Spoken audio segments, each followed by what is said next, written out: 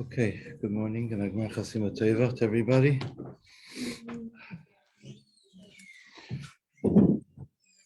Thursday was checked off. I need a new paper.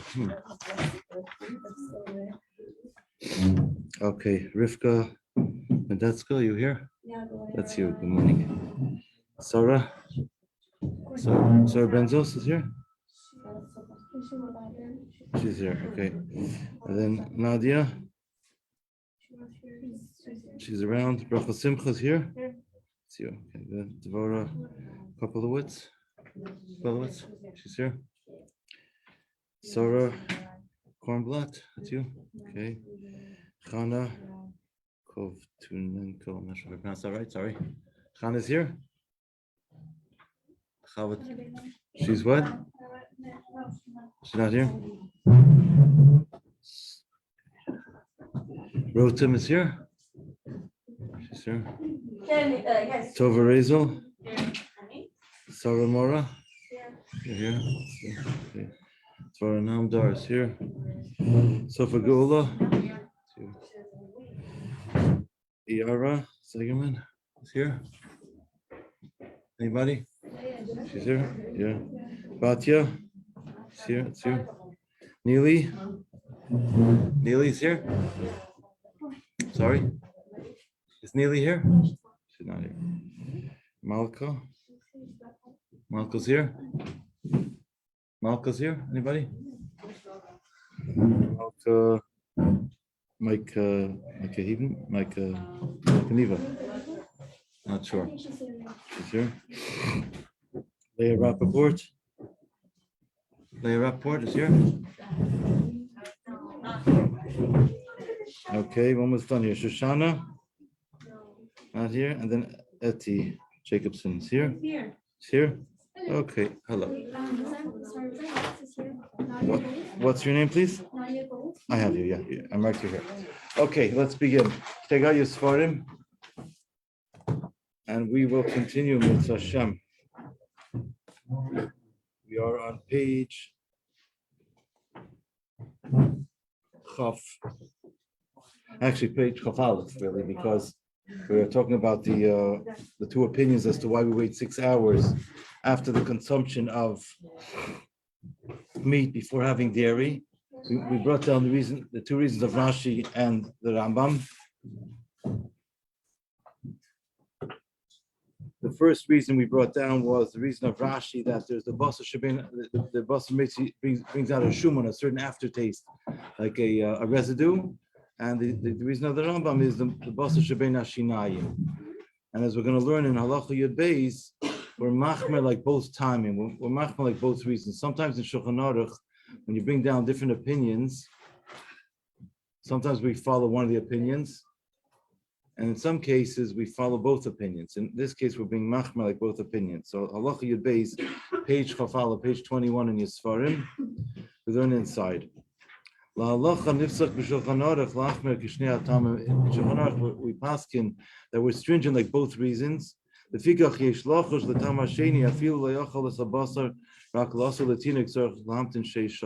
if we just chew the meat, let's say because we chew the meat because we want to make it softer for a young child to eat, still, even though you're not going to have the problem what Rashi mentions, you're not going to have basar, you're not going to have matzi shuman, it's not going to bring out any aftertaste in your system because your digestive system didn't take it down, it just went on your teeth. But according to the reason of the Rambam, the basar shebein hashinayim is still an issue. So therefore, we would say you have to wait 6 hours. If on the other hand, conversely, if I didn't actually chew the meat, I just put it on my tongue to taste and see if there's enough salt, what have you, and then I spit it out. We'll pull out. Then we don't have to wait 6 hours because The two reasons do not apply in such a scenario because I just put it on my tongue. I don't have to worry about it going to my teeth because I didn't chew it.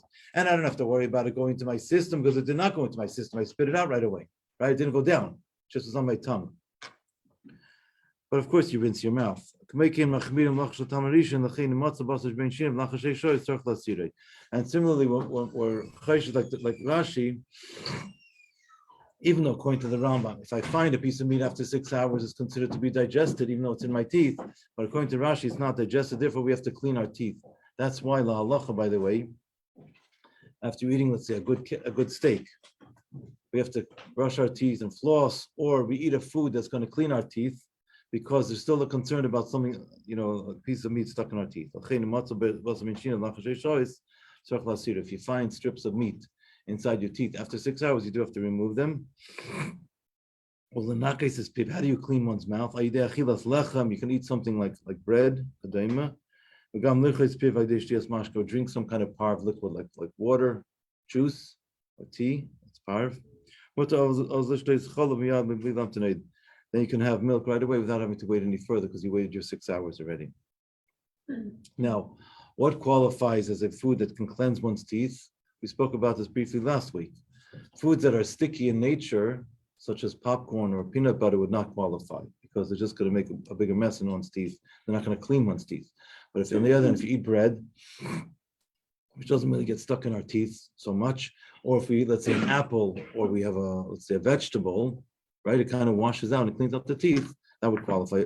Conversely, if a person wants to go to the bathroom and brush their teeth and floss, that would also qualify because it's the same effect.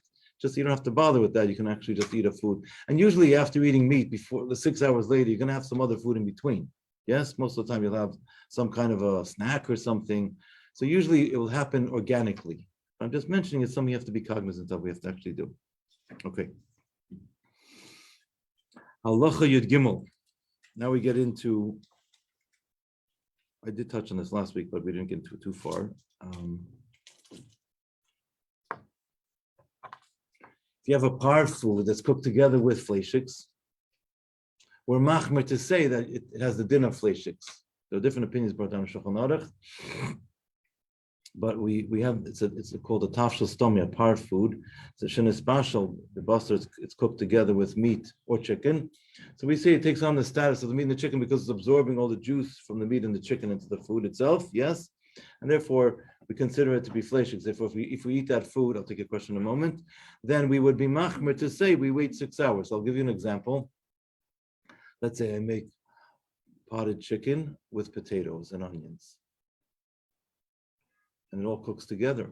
If I eat the potatoes and the onions and I don't eat the chicken itself, I still am machmer to say I'm going to wait 6 hours after the potatoes and the onions because they cook together with the chicken. Or another example would be for, let's say I make chicken and rice.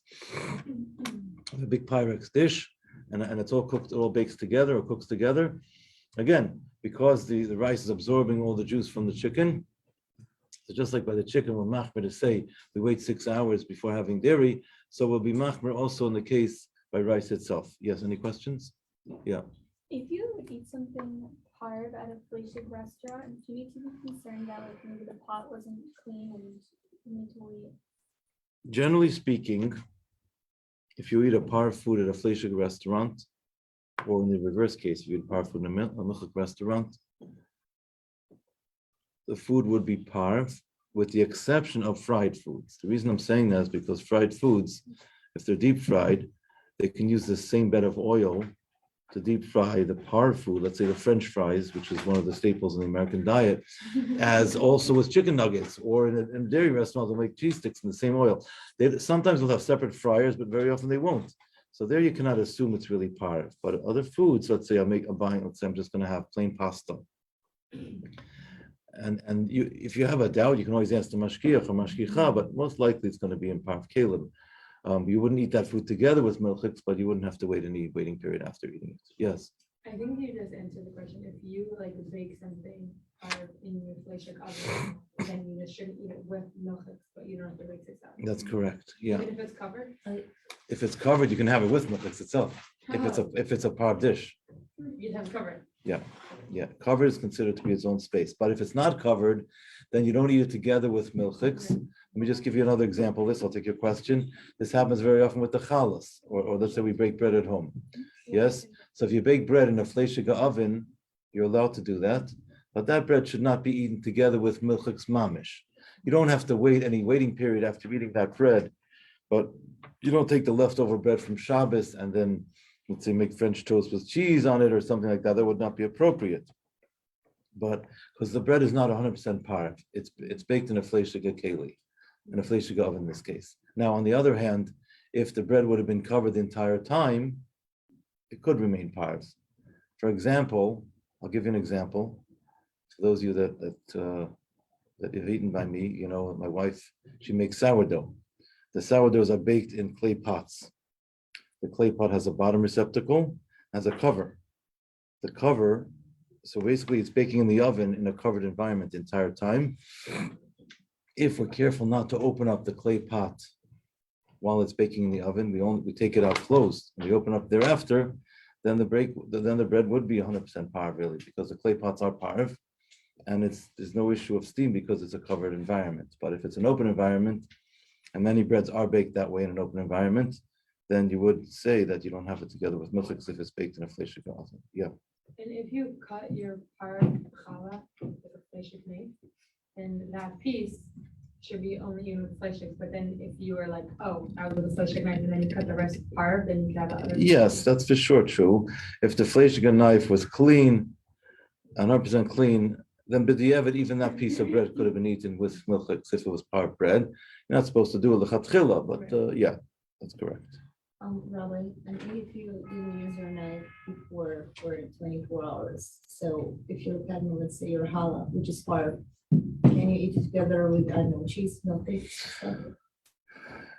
Yes, but let me explain. There's I'm trying to answer this question in the right context. If a person mistakenly took a clean fleshig knife that was clean, meaning that you scrubbed it with steel wool or whatever, a sponge, and it's clean, it's in the drawer, and you mistakenly cut a parv challah with that knife, using that knife, then that piece of bread you cut still remains parv, because the knife was clean, and what you cut with the knife was not a sharp food. Challah is not called a sharp food; it's a bland food. If I would have taken that knife and I would have cut an onion, let's say, or a radish or a garlic, then it would absorb the taste that's inside the knife itself and would take on the status of fleishiks. But since I cut something that's just bland in nature, it doesn't take on the status. It's not a good practice to do. It's advisable to have a parv bread knife for this, right? But if someone did, it's okay after the fact. Now, that's assuming that the knife was clean. If the knife wasn't clean, then of course that piece should not be eaten together with anything but fleishiks itself, because it may have gotten some residue. But it's a good idea to have a parv knife for bread. And also it's a good idea to have parv cutting knives for vegetables in your house. They're not that expensive. The Victorlux knives are like $5, $6 a piece. And you can get ones with different color handles. So you can color code them and decide that, for example, in my house, the black ones are used for fleishiks. The blue ones or the yellow ones are used for milchiks, and the white ones are parv. So we use white ones when I cut onions, let's say in my house. Yes, I try to only use a parv knife. This way, the onions remain parv. They could be used. If I have leftover onions, I could then put it in a bag and apply it later for a milchik dish. I don't have to start worrying, or marking the bag, this is only fleishiks. It creates a lot of unnecessary difficulties in the kitchen. Just get a parv cutting knife. That's it for vegetables, and that's it. When you're dealing with sharp vegetables. Okay, halacha yud gimel. Din Michael Stomish and special and basar parv food that was cooked together with fleishiks. Afilu misha lo yachal basar mamish. If you didn't have actual meat, ella tavshel stomi parv shem by basar yicholim. But you had a parv food. Shenis bashal in basar, but it was cooked together with meat. The example I gave earlier. Afilu morak tzolo shel basar, or even if I just have chicken soup. So by chicken soup, I don't have to worry about anything getting stuck in my teeth. And really, I don't have to worry about anything coming out either inside taste because it's just a drink. I'm drinking. I'm not really chewing it. So it's not really like going to bring an aftertaste. But still, we're noyeg to wait the full 6 hours. We turn the page now. Or even a food that was eaten together, that was cooked together with cheese. So, for example, let's say the example I gave you before about the potatoes and the chicken, or the chicken and the rice. I have the rice. I don't even eat the rice together with a dish that was cooked together with dairy. Of course, I'm not going to have it with dairy itself, but even a dish that was cooked with dairy, I know I'm machmer both sides. Once something is cooked together with dairy or meat, respectively, yes, we say it takes on the status of what it was cooked with. Think of it this way. If you live in somebody's house for a whole year, you'll pick up some things, yeah? Maybe pick up some modalities or some customs, whatever. So there comes a certain bond. Same thing over here. When the rice or the potatoes or whatever it is, they're cooked with the fleishiks, or if it's on the milchik side, they cook with the milchiks, there's a bond happening. So therefore we say they take on the status of what they bonded with. Okay, now Halacha Yudal gets into pots, which was really our question earlier, but I want to introduce it now, saying as follows. I want to take a step. I'm going to pause for a moment, take a step back, because I want to introduce this concept by saying the following. When it comes to pots, you open up the cupboard in the kitchen. You can tell if the men did the dishes or if the women did the dishes. First of all, you can tell. Men leave a certain mark. There's a certain, they don't get 100% clean. They get it usually mostly clean. But generally speaking, a pot that's in a cabinet or in the cupboard where it belongs is clean. It wouldn't go there otherwise. You don't put dirty things in the cabinet. If you did, then you're going to get.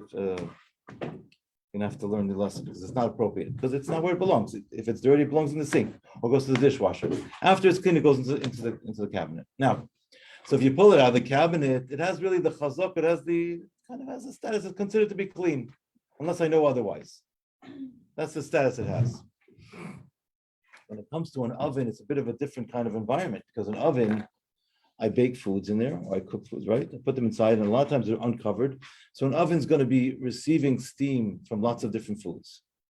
So therefore, the steam will condensate on the roof of the oven, the cavity, and it will collect there. And so the oven's not really considered to be clean in the truest sense of the word. It's not dirty per se. It doesn't have to be schmutzig, so to speak, but it's going to have some residue. Unless I cleaned it out, unless I koshered it. But generally speaking, it's presumed to have some residue. So therefore, I want to just cement in our minds, in our psyche, in our thinking, that pots coming from the cabinet are clean, yes?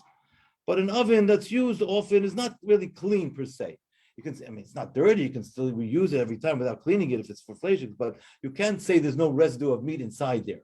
If I'm cooking fleishiks there all the time routinely, yes? Okay. Now let's look inside Halacha Yudalid.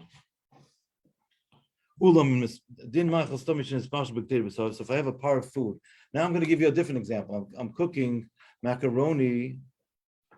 It's a par food, no cheese, just plain macaroni or sauce, whatever. It's parv in a fleshik pot. I'm cooking a par food in a fleshik pot. We have two questions to ask ourselves. So, do I have to wait 6 hours after eating this par food that was cooked in a fleshik pot? I hope not, but we don't. Yes. The second question is, and the second question is an even more invasive question: can I actually eat dairy foods with this par food? By taking it out of the fleshik pot, putting in some kind of, let's say, par vessel or let's say a disposable big bowl. Can I mix cheese into it? It's a question. So now. So the first question is an easy one to answer. Even if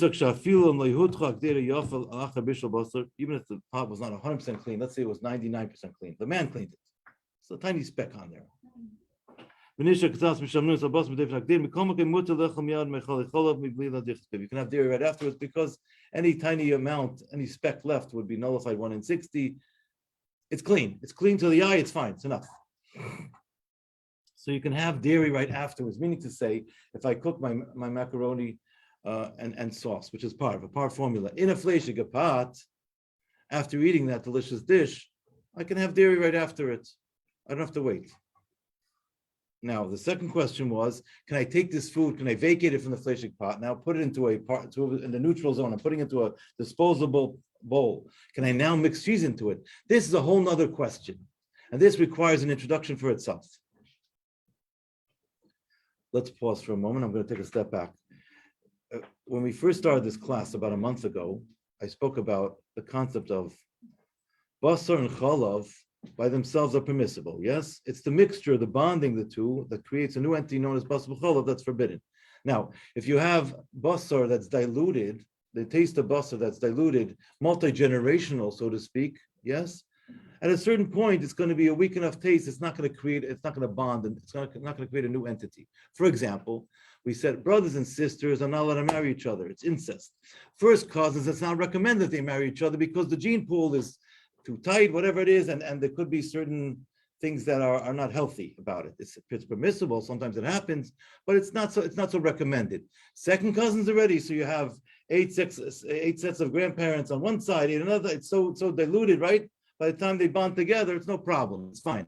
It's as you say in Yiddish, it's a kosher top and a kosher lefel, a kosher pot and a kosher spoon. It's fine. They can get married. Now, the point being is at a certain point, the taste that we're worried about will get diluted to such a great extent that it will no longer have the power to create a new entity known as basar b'chalav. The question becomes in halacha, when do we reach that point or not? But first, I want to just cement in our thinking that there is a point that halacha defines and says at this point, it can no longer create an entity known as basar b'chalav. It's too weak, it's too diluted. Yes? Now, let's go back to my favorite example about the pasta with the sauce. In my house, we call that jujubes. It's a name that my grandmother gave it to this dish because she wanted us to be able to eat it. She gave it a cute name, jujubes. Anyways, that's called jujubes. So you take this dish, it's cooked in a fleishig pot. Now, if the pot was used for meat within the last 24 hours, they made meatballs inside it. Now, what happens now? The jujubes, this macaroni and sauce, par formula, is absorbing a taste of a taste, right? Because the meatballs went into the walls of the pot, yes? And the walls of the pot gave a taste into the macaroni. So the macaroni is receiving a taste of meat. Now, this taste is a fresh taste because it was done within the last 24 hours. Halachically, the halacha is, as we're going to learn soon, you're not allowed l'chatchila to mix such a food with dairy. If someone mistakenly did, the food's kosher, but you're not supposed to do l'chatchila. Now, if the pot would have not been used within the last 24 hours, it's a bit of a different question then, because then the taste is a spoiled taste. So again, it's receiving a taste from dairy with spoiled, from meat of a spoiled taste.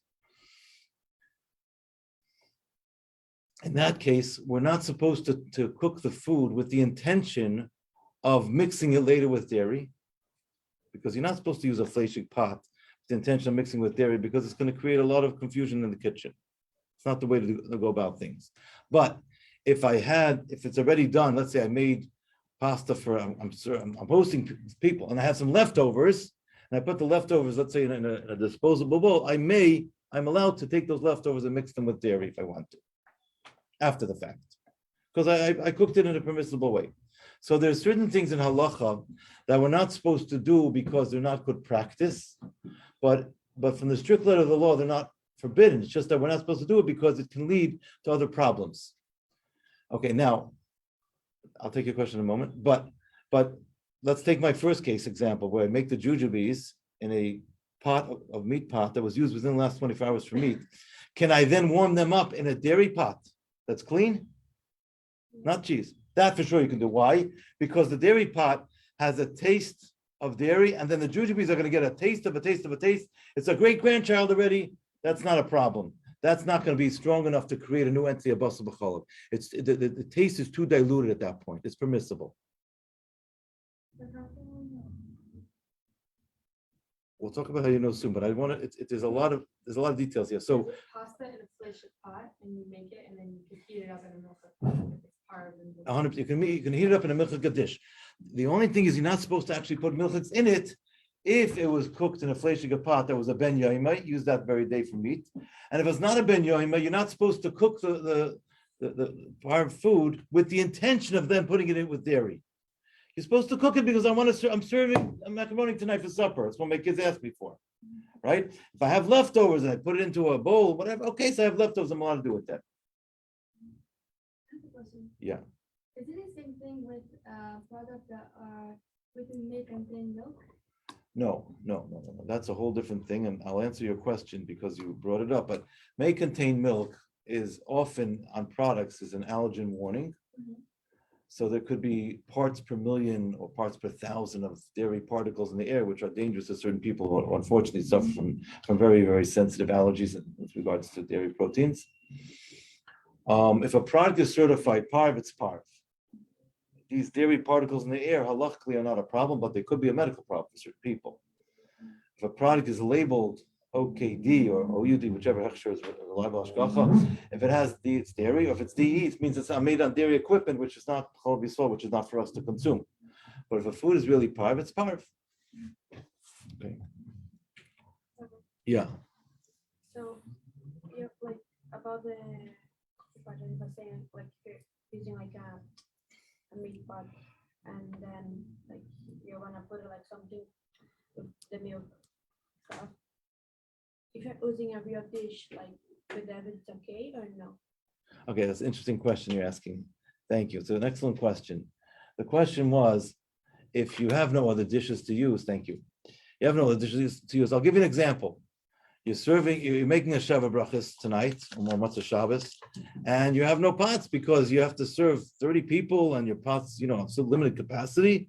So am I allowed to take a pot that's not a ben yoima, it wasn't used within the last 24 hours? Let's say I'm making a dairy Sheva Brachas. Can I take a fleishiga pot that was not used within the last 24 hours? Can I cook plain pasta in there? No.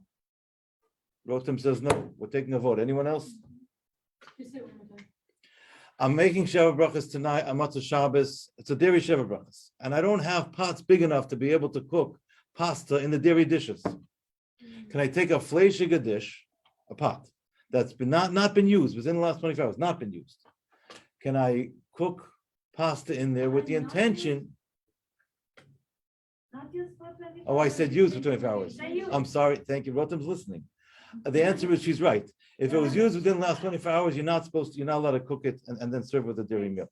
If it was not used within the last 24 hours, then because you're in a situation which is luckily would be called a matzav dochok, you're in a difficult situation, you're in a pinch, then you are allowed to lechatchila take a large fleishiga pot that was not used within the last 24 hours, cook your macaroni in there, and then vacate it from that pot and put it to some kind of other receptacle and then serve it by the dairy meal.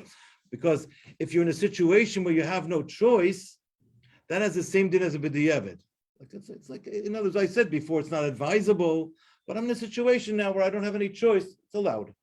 Don't try it every day at home, but it's special occasions you can bring it out. You can do it. Okay, but if it was a ben yoimai, as Rotem correctly pointed out, you're not allowed to do it because we say lechatchila, you're not allowed to serve a par of food that was cooked in a fleishiga pot. Ben yoimai, we don't serve that together with milchiks. Even if it was cold? Even if it's cold?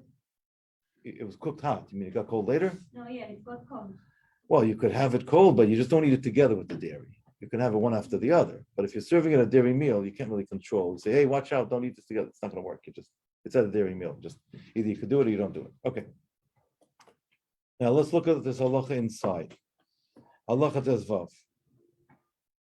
Le'inyan hashela hashniya lechatchila in the vashal ma'chastomi b'kdei b'servis in daiti lachlim chol. Lechatchila, meaning from the onset, a person should not cook a par food in a meat dish, meat pot, in daiti with the intention of eating it together with dairy. Afilu b'diavad, b'diavad means after the fact. And kvan bishul ma'chastomi b'kdei b'servis nagim b'nei Ashkenaz lahachmir. Ashkenazim ma'machmer v'lei lachlim cholav, meaning the Sfardim actually makel about this. Not eat it together with dairy. Even if the pot was clean, that's all talking about if the pot was a ben yoimai, if the pot was used for meat within the last 24 hours. However, if the pot was not used within the last 24 hours,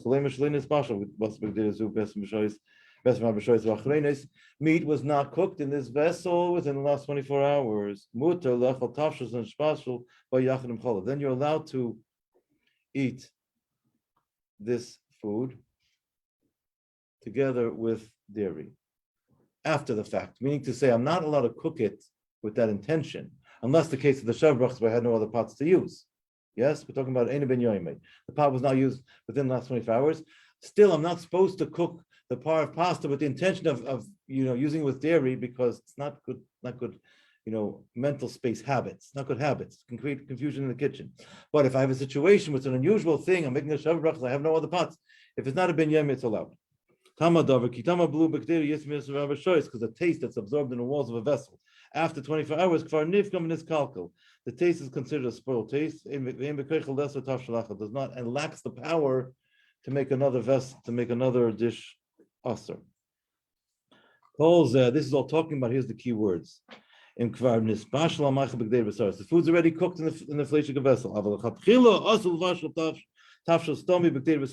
You're not allowed to cook a part food in a fleshig vessel, even if it's not a ben yoimei, with the intention of eating with dairy. That's why I said before, the case of the shavuot brachos, where you have a shasat chak, where you're in a pinch, you have no other choice. The halacha says a shasat chak has the same din as b'di eved. I'm allowed to do something that only is allowed after the fact. I'm allowed to do it from the onset if I'm in a difficult situation. It's exactly what I just said. If you have no other choice. If someone mistakenly already mixed the food with dairy, so even in an extreme case, where the pot was a ben yoimai, was used for meat within the last 24 hours, and then was clean, and then I made plain pasta in there without a part formula pasta inside that pot. If mistakenly it got mixed with cheese afterwards, you took it out of the fleshig pot, you put it into a big bowl that's disposable, whatever, and you mix cheese into it. If mistakenly it was mixed, the food is still kosher to eat. We're not supposed to do it, but if you did it, the food is still kosher to eat. This is all talking about, by the way, regular foods. A sharp food, as we're going to learn in the next halacha, has special halachas associated with it. Because just like a sharp personality can sting a little bit, sharp foods sting. There's a certain power in them. There's a certain kind of koyach, and they can draw out a certain taste. I'm just going to apply the same thing in a Hasidic concept. A Hasidic vort, a really like a sharp vort, sometimes dig deep into a person, can really create some real soul searching. It has a power, has a koyach. Any questions on what we said so far? Okay. Now we move on to halacha tez zayin. Oh, I have a question. Okay. If the product it's written dairy equipment. Dairy equipment means no. It means it's manufactured as a par formula, but on hot equipment that were used for cholav akum, for not cholav yisrael, that were not kasher. And therefore, we that are careful on cholav yisrael, and we're also careful about the kalim that are used for cholav yisrael, they can only be for cholav yisrael. We would not eat off kalim that we use for not cholav yisrael. We are not permitted to eat a product that's DE. There are some yidden that don't keep cholav yisrael. For them, a DE product may be consumed after a meat meal. They can have DE cookies, for example, after a meat meal, not together with the meat. But for us, who are makbid on cholav yisrael, even on the kalim, we would not eat such foods. There are some yidden, by the way, who keep cholav yisrael, but they do eat off non-cholav yisrael kalim. It depends on how strict they are. But Hasidim are strict to the full extent. Halacha tezayin. Until now, we spoke about foods that are not sharp. However, sharp food kigoin is going to give some examples. Sinoin, a radish, botzel, an onion, shum is garlic, chazer is chrein, peres chamutzim, or pickled foods, a very, very salty fish. Yesh bekoichem lashpiach hasatam hapogam. They carry a certain power. They carry a potency with them. What's their potency? They can be mashpiach the tam hapogam. They could take a taste that's been spoiled because it wasn't used within the last 24 hours, and they can reactivate it. They can revitalize it and make it into a fresh taste. If I took if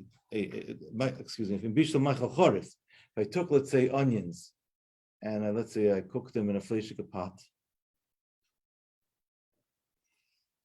even though the fleishik pot was not used within the last 24 hours, but because they are onions and they're sharp, they have the power to draw out that taste that's spoiled within 24 hours, after 24 hours, and to revitalize, reactivate the taste and make it into a fresh taste. So therefore, with regard to sharp foods, there's extra caution that's necessary. It's a sharp food. Just like around sharp personalities, you know how to, tiptoe around them. Sharp foods, you got to be careful, tread carefully. So it has the din of as if it's a ben yoimai, and then you're not allowed to have it together with, and there it's mamash also because it takes out the taste and it takes on the status of the fleishik pot. So it's even more strict. Now, I want to just before we get to Halacha Yud Zayin, Halacha Yud Zayin is going to get into the halacha about penetration. Generally speaking, when we eat foods, when we work in the kitchen, many times we're not actually penetrating the food. We could be stirring foods, we could be mixing foods, but penetration would be like if I dig into something, let's say I take a fork and I dig into a food, or if I take a knife and I cut into something, that's penetration. So penetration is called duchka de sakina, which means the pressure of the knife going into the product. If you combine that effect together with that of a sharp food, then together in conjunction, that will cause an absorption. Generally speaking, we say that cold application does not absorb, unless it sits there for 24 hours, unless it's a sharp, generally speaking. But when it comes to cold penetration, together with a sharp food, it will absorb. So this is an example, this is like an exception to the rule. Let's look at it inside. There's another chum with regards to sharp foods. There's a special halacha regarding the knife. If you cut, when you cut something, this is my make-believe knife. You cut something with a knife. But the food, the knife, it penetrates into the food, into my onion. That causes an absorption of taste from the food into the knife, or in the reverse, from the knife to the food. So when it comes to a regular food, the example we had before, if I take a fleishik knife and I cut my challah, which is not really such a great idea, but if the knife was clean, the challah remains par, because a challah is not sharp, right? Challah is bland, right? It goes with every dip possible, right? You can go with spicy foods, you can go with tangy foods, with bland foods. It's neutral. But if I'm going to use the fleishik knife to cut a sharp food like an onion, it's a different story. Then it's going to create an absorption. In conjunction with the pressure of the knife and the sharpness of the food, there's an absorption. There's a bond that took place.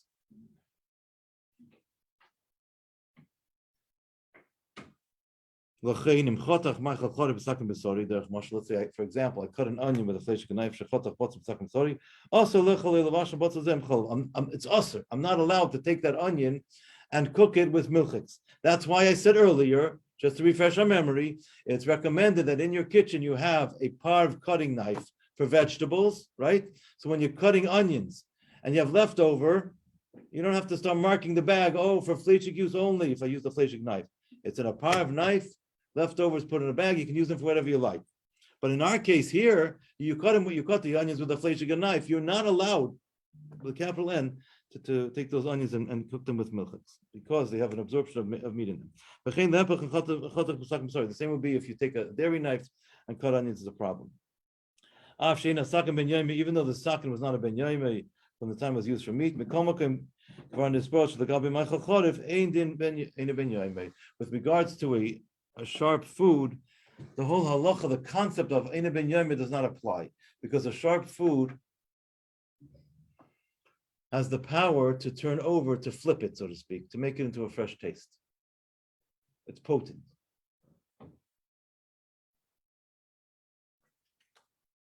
Okay, we have 2 more minutes, so we're going to stop at Halacha Yud Ches. I think this is the last class, the last of Tishrei. So I'm going to tell you a little story before we finish. What story am I going to say? Oh, I'll tell you a story. There was a chassid, either of the Mittel Rebbe or the Rebbe Marash. I think it was the Mittel Rebbe's chassid. And the Rebbe admonished him. It's Shabbat Shuvah is coming up. It says Mitzvah, time for Shuvah. The Rebbe gave him a little musar. The Rebbe said, a strong words, strong rebuke. The Rebbe said about him, the Rebbe said to him, you're someone who knows the Creator, and intentionally you rebel against God. Oh, such words from a Rebbe that could send shivers down the spine of any chassid.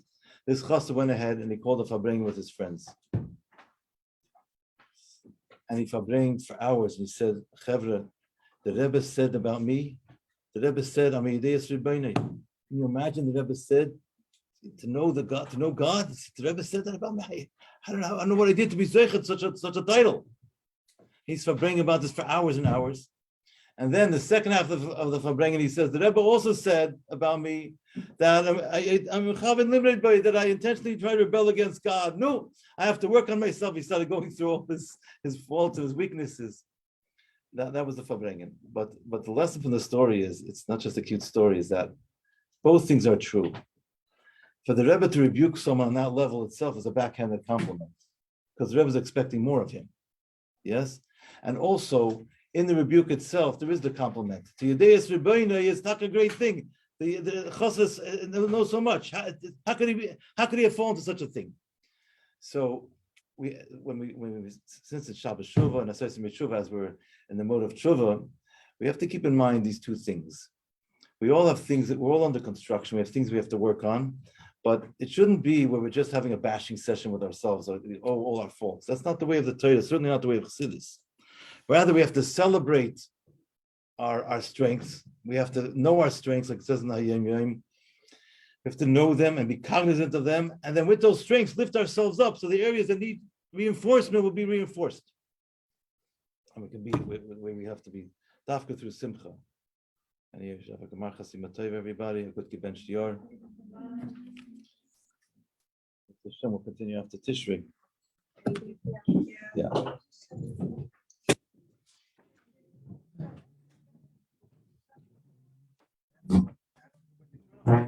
I have something else to tell you.